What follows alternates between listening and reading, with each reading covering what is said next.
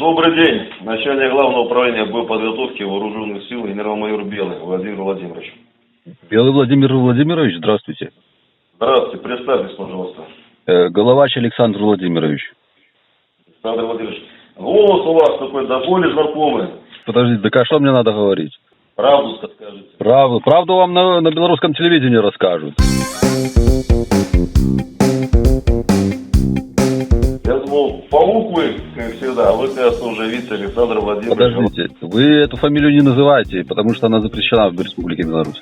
У вас вопрос есть ко мне по существу? По существу, конечно, есть. Товарищ Белый, там какие беспилотники сбивали над Гомелем? Российские или украинские? Это не относится к компетентности моего главного управления. Серьезно? А вы по компетентности кто? Главное управление боевой подготовки вооруженных. Так вот, боевая подготовка. Смотрите, сейчас в райисполкомах везде подготавливают людей к не знаю к чему. Народное ополчение. Но активно подготавливают. Скажите, это качественная подготовка? Они смогут дать отпор НАТО? Да, это качественная подготовка, на самом деле, которая соответствует всем необходимым на сегодняшний день требованиям. Скажите, а если вот будет какая-то провокация, правда белорусам раздадут оружие, чтобы они могли защищаться? Если будет какая-то провокация, значит, те, кому положено военно обученный резерв, станет в строй с оружием и будет защищаться. Скажите, вот еще Вороново, это в Гродненской области, там при подготовке вот этой вот боевой используют свастику, или как там, нашивки Вагнера. А Вагнер тоже участвует вот в подготовке наших людей к военному противостоянию? Во-первых, вы давно уже не были на территории Республики Беларусь, тем более Воронова, вы не знаете, какую там используют атрибутику и символику. Свастику-то, наверное, используете вы там. А там используется только та атрибутика, которая присуща подразделениям территориальных войск. Привлекаем для подготовки очень компетентных инструкторов. Те, которые имеют фронтовой боевой опыт. А откуда белорусы имеют фронтовой опыт?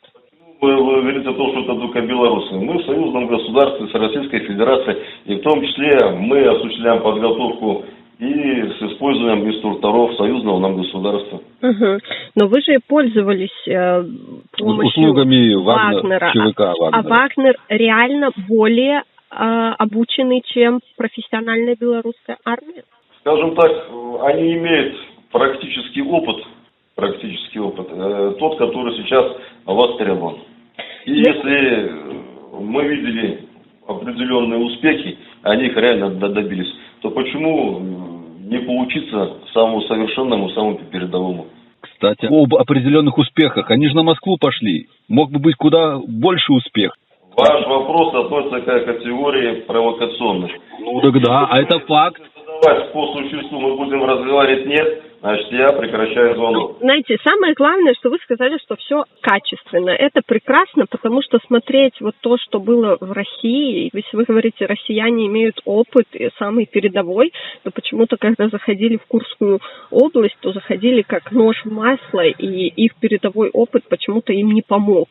Я надеюсь, что они научили вас тому же самому, и поэтому, когда мы к вам придем, то вы тоже будете все бежать и прятаться. Перенимайте опыт, мы за вас очень рады. Все? Да, удачи вам, до свидания. Живи Беларусь.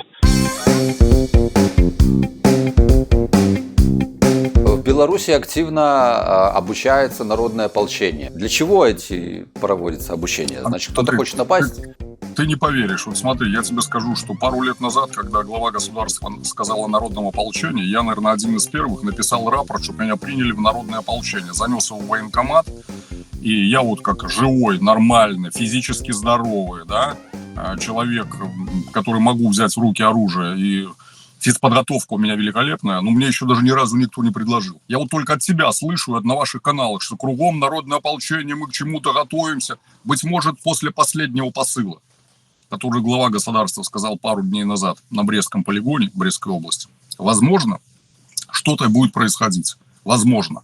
Но на сегодняшний день прямой угрозы нам, белорусам, никто не представляет. Чиновник Белый считает провокационным вопрос про поход Пригожина на Москву. И если человек, который находится на государственной службе, будет высказывать точку зрения, значит, он высказывает точку зрения своего государства. Он не как частник высказывает. Он человек в погонах. Это есть то, о чем говорит представитель государства. Он остался нейтральным, чтобы нельзя было качать данную ситуацию, особенно вам, людям, которые вы с этого делаете хайп. Мы-то не военные, мы-то граждане, мы-то можем с вами думать. Вот вы говорили о чести, там, Родину защищать. А Пригожин взял и пошел против Родины. Андрей, он не пошел против Родины. А против кого? Он пошел против системы, которую создали определенные чиновники в российском государстве.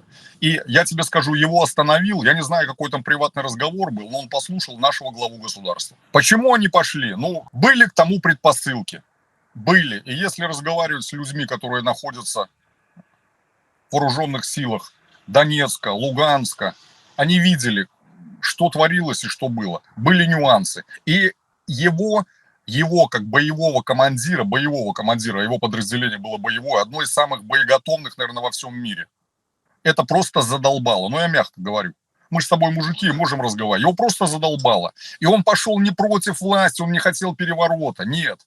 Может быть, ему нужно было по-другому это преподнести и сказать. Хотя не исключаю, что он говорил. Но то, что он сделал громадную ошибку, нельзя было в тот период так поступать. Потому что эту ситуацию начали качать враги Российской Федерации. А добился ли он того? Чего хотел? Да. Ты знаешь, я тебе скажу, мое мнение. По крайней мере, был создан прецедент, и об этом заговорили. И погибли люди. И в Кремле, согласен с тобой, и в Кремле об этом задумались и увидели суть и истину того, что происходит. И сделали выводы. Какие выводы? Что в дальнейшем будет? Мы обязательно увидим. Недаром же наш глава государства всегда говорил так, что вот вы там у себя в России сначала там сделаете то-то, то-то, то-то, то-то, то-то, то-то, то-то, а после этого мы тогда уже будем разговаривать с вами на равных. Значит, он тоже что-то знает, но нам не положено об этом знать, и он нам не говорит об этом.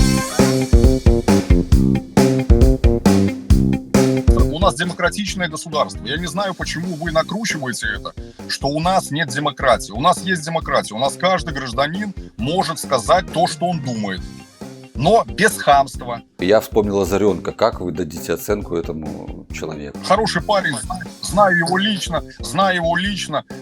Ты знаешь, ведь есть манеры преподносить там информацию, говорить. Вот он выбрал этот путь. Он выбрал этот путь, и он вот именно так его преподносит. Это правильно? Есть вещи, которые на самом деле жестко, четко, прямо, просто в глубину. А есть мимо. Подобные выступления учат чему-то хорошему? Это для определенной аудитории, ты же сам прекрасно понимаешь. Для правильно? какой?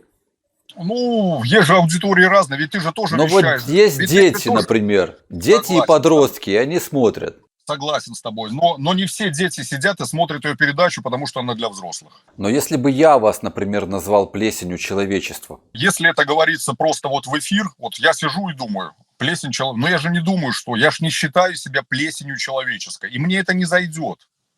И если ты не считаешь себя плесенью человеческой, ты тоже пропустишь это помимо ушей. Но вот есть люди, которые на самом деле плесень, и он чувствует это, и ему говорили об этом с разных сторон, он прекрасно понимает, что говорят о нем. Андрей, хочу тебе задать один вопрос. Твое отношение к Протасевичу. Мне его жалко. Жалко? И да. все? Больше ничего не могу сказать. Жалость к нему испытываю. Я про это много думал и понял, что в его ситуации лучше быть живым предателем, чем мертвым героем. Ведь он подымал людей. Эти люди выходили на столкновение, шли против власти. И этот человек сейчас, он прощен. У нас имеет право быть прощен. Он прощен. И сейчас ему дают карт-бланш вещать.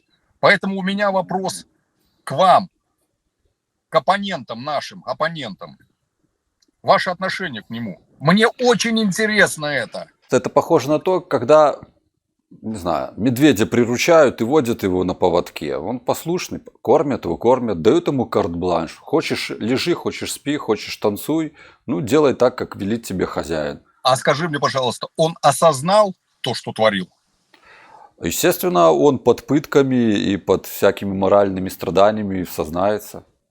А ты видел, когда он был у Озаренко в офисе, лежал БЧБшный флаг, ему постелили в ноги, как он двумя ногами стоял, только либо на него не наступить. Ведь мы это все заметили. А что это значит? А почему он так поступал? Ведь ему взять, наступить на БЧБшную тряпку на эту, вытереть ноги, он переступал аккуратно. Мне кажется, что это не запрещено в Республике Беларусь не наступать на БЧБ, поэтому он и реализовал это право. Ну, человек осознал то, что здесь, благодаря его он не может движению, осознать, которое он через нехту наводил. Он может только подчиняться в таких условиях. Он не может осознать. А выбор он свой сделал до того, как его приземлили. Он сделал свой выбор, он был на стороне Змагаров. Это был его честный и свободный выбор. А сейчас у него нет выбора свободного. Он должен только подчиняться, чтобы выжить. Если дело касается твоей личной жизни, свободы, то, наверное, все способы хороши. Как это делает Александр Лукашенко. Он тоже на все пойдет, чтобы выжить, чтобы сохранить свою власть, свою семью, свое богатство. Ты знаешь, у главы государства все-таки есть честь и достоинство. Он из простых людей. И это честь и достоинство, мне кажется, продать нельзя. Лучше умереть стоя, чем жить на коленях, понимаешь? А у Протасевича нету, значит, чести и достоинства. Так вот я и спрашиваю, вот почему так человек поступает? Ты считаешь, что он на самом деле осознал, когда его помиловали? Он пошел на сделку с теми, кто его унижал, пытал и получил за это кусок определенной свободы под контролем.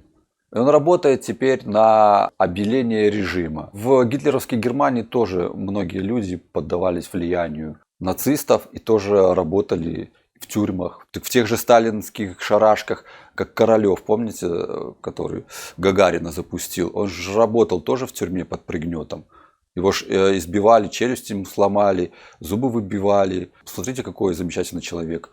Патриот Родины вырос. Вот как Родина его воспитала. Тоже ж никуда бы он не делся. А был бы у него выбор у Королёва, он бы смотался, например, как Эйнштейн, например, в США. Вторая часть того, что я хочу что-то закончить. Вот на сегодняшний день это как человек, который хочет показать людям, которые находятся за границей, которые уехали, молодежи, что нужно возвращаться и можно возвращаться.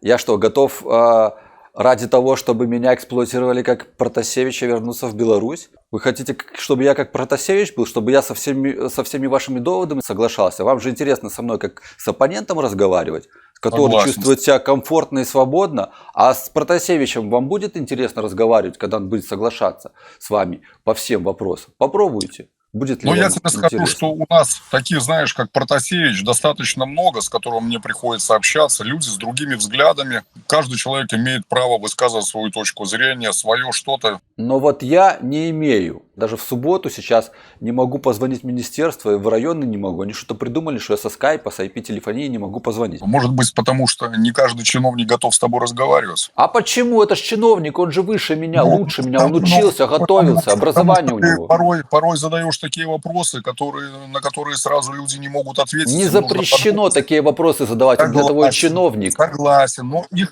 может быть их не учат, как себя нужно вести в той или иной ситуации. Может, с ними психологи не работают, когда им задают ненужные вопросы. Что Может значит быть, они ненужные? просто не знают, потому что есть люди, на которые не могут просто на них ответить и боятся это признать. Что я не знаю эту тему, я не могу на эту тему разговаривать, извини, я не знаю. Культурно, красиво отойти в сторону. Нюансов очень много. Не наши это проблемы. Нам не надо Согласен. такие чиновники, которые не могут ответить.